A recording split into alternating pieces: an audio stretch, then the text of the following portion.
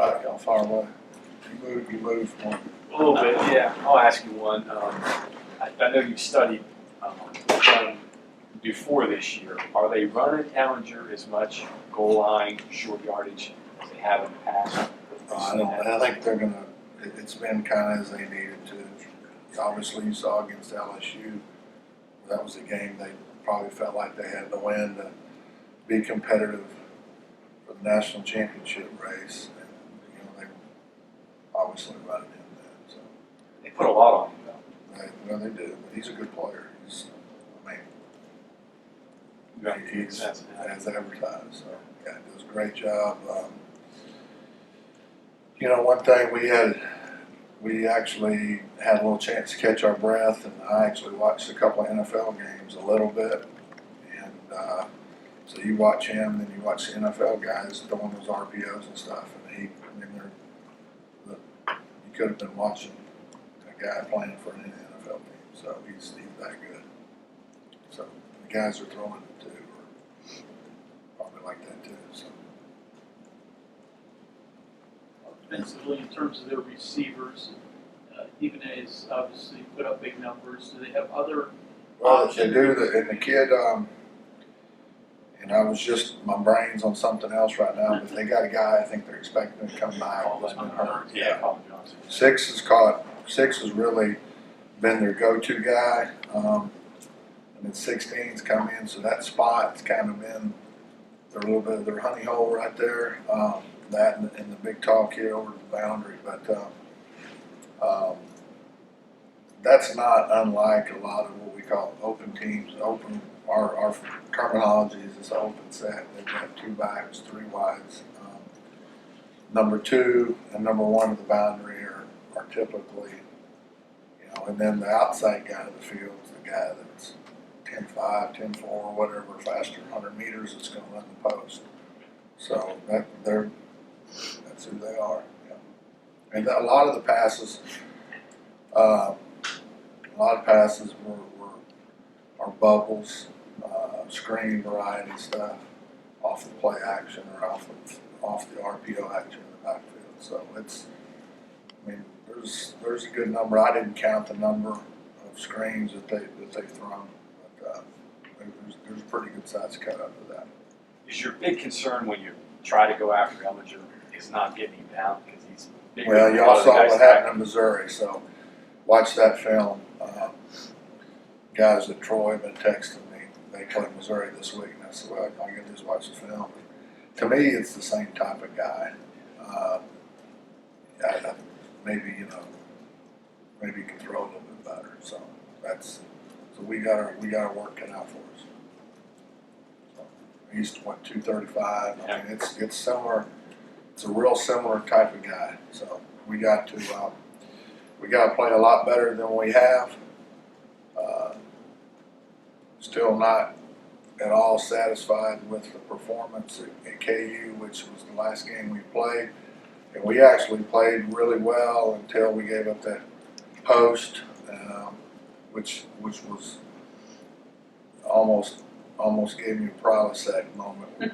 We exploded. I mean, we had a post player, so play the post, and there's not much schematically, bless you, that you can do for that. You got a guy's just got to do what he's supposed to do.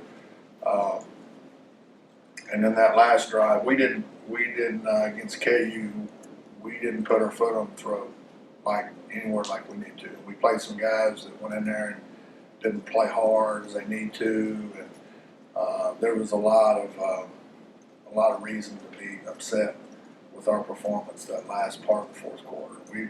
They were at under 200 yards going into that 75 yarder, and then we just kind of let everything go, and that's not who we want to be.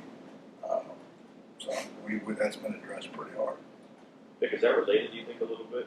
Excuse me? Do you think that's a little bit related, like making the mistake on that on play and just trying not to make a mistake on the No, I think it's trying to do somebody else's job. That is an epidemic here, and it's not here, but we were just watching some cut-ups before I came in here of other teams' guys wanting to go make every tackle instead of doing their job and keeping their angle. So it's an epidemic where everybody wants to make every play because then they can sit there and stand up in front of the camera and do all this stuff and parade and hit the chest and run out there and do gyrations. You know, we got to get back, and I wish we could not have gone there in the first place, but it is. It's out of the bag.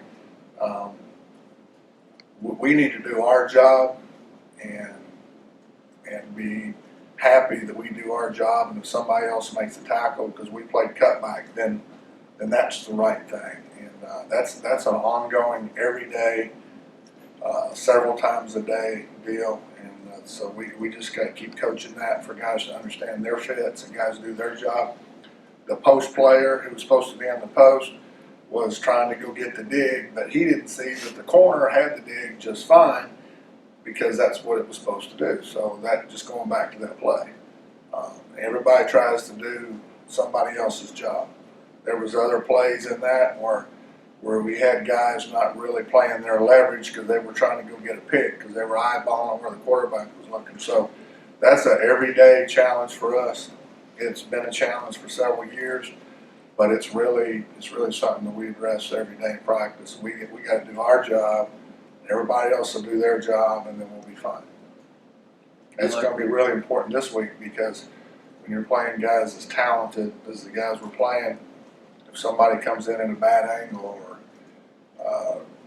has their head ducked or eyes closed, you know, we gave up a touchdown against KU when free safety didn't do his job. So, you know, it's just and we got to do our jobs better. And each guy, if you get them better, then the whole team gets better. Vic, what does Darius County potentially give you with the Bandits? Not just this game, but moving forward. I think we don't know yet. I wish I could answer that. We obviously don't know yet what he does best. I think he's got some football instincts. So, you know, sometimes it's important to have a guy that's just got some really good instincts that can fit. So guys, for example, if I'm fitting off a lineman, I just don't run up the lineman's tail end. I fit the gap. But, you know, too many times guys will just go run up that guy's butt and then the gap's wide open. So I think he's got some good natural feel. I think he's got some pretty good vision. It's going to be his first game in a long time. So we'll see. We'll see how he plays. I don't know, reps and this and that. I don't think anybody really knows yet. We'll just kind of play that by ear. You have the two senior corners. How do you feel about the guys behind them? Well, I think we're trying to get these freshmen ready to play feverishly at a lot of positions on defense, and the only way they're going to get better is to play. Coach Brown's been specifically on me, to play Ty Key more. Kerry's played a good bit. I know their reps. That's for me to know, and y'all can dig that up.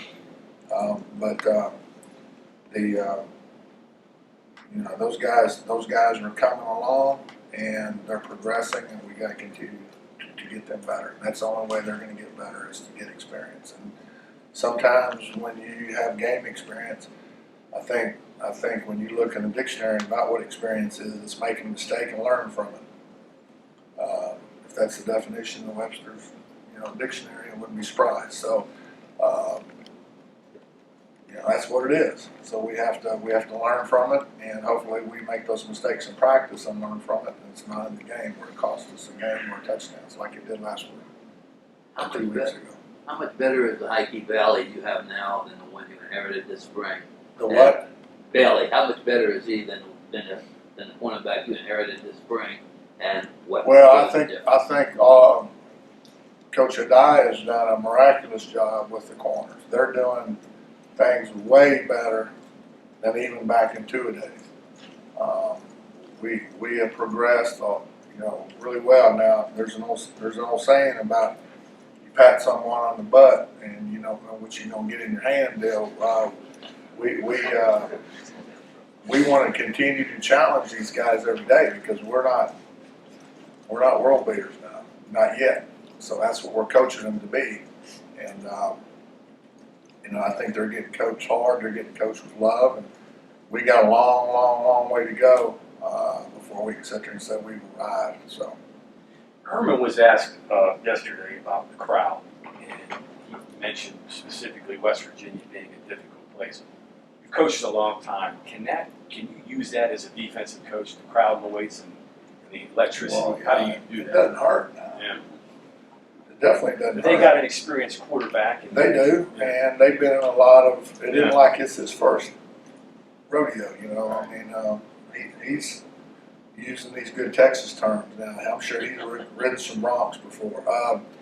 I think that I think that's not going to bother him. I think they've been in Oklahoma. That next week they're going to the Red River rivalry deal. They've been through that. You don't get much louder than that. Take nothing away from our stadium. But could it help your kids though? I think what it'll do for our guys will just, if they play, I have to clean it up a little bit. If they play with the high motor and play as hard as we can, and we legally try to hit everything that moves, and we try to keep balls in front of us and not give up big plays, and then play our style of defense, which is attacking, which is stopping what they do best, which is getting a bunch of hats to the ball and then trying to create takeaways. If we'll do that, then that's the best we can do. And, you know, we'll all be happy, we'll be fine. I mean, if we do the best we can do, then here's the deal. The best we can do is better than what we've shown. Truly believe our guys have not even gotten close to doing as good as they can do. We have got a lot of execution issues we still have to clean up. We're going to have to tackle this quarterback.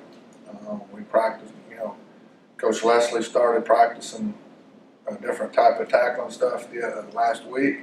So it's, you know, we're going to do everything we can to be successful, trust me. If our guys will just keep buying in and do what they're supposed to do, we got a chance in any game. Where have you seen Van Darius maybe grow the most off the field? Well, he's still here, so that's a big positive. And I'm not saying that sarcastically or anything against him. You know, he's had to be persistent and not give up. And, you know, I think it was Calvin Coolidge has got a saying about persistence. So you know, I'm not fluent enough to where I can sit there and recite it, but as long as you show up to work every day and you ain't quit, you ain't beat. So.